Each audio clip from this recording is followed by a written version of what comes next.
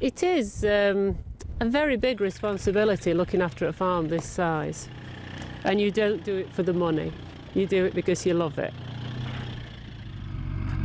These are swale delus. We have about 150 of these live on the fields. They've had weeks of snow, rain, wind. They've been buffeted about, they've been blown about. So this time of year they always look a bit raggy.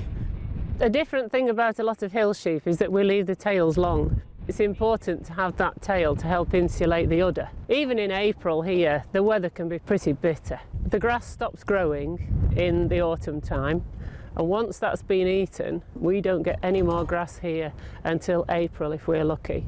So we have to feed the sheep that live on the fields every single day. We come around, we check the sheep, and we feed them. When the weather picks up a little bit in the spring, that's when we want our lambs to be born, so the ewes can eat the spring grass and make milk to feed the lambs. The dry stone walls, they do offer an awful lot of shelter to the sheep. They're just field boundaries.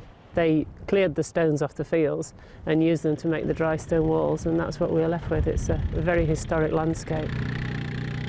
Hill farming is very traditional.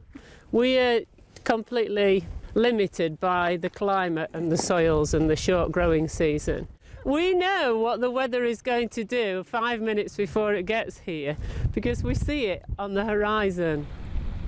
You're trying to look after the environment, all the birds and the animals and the wildflowers while you're farming among it. So that's what we do.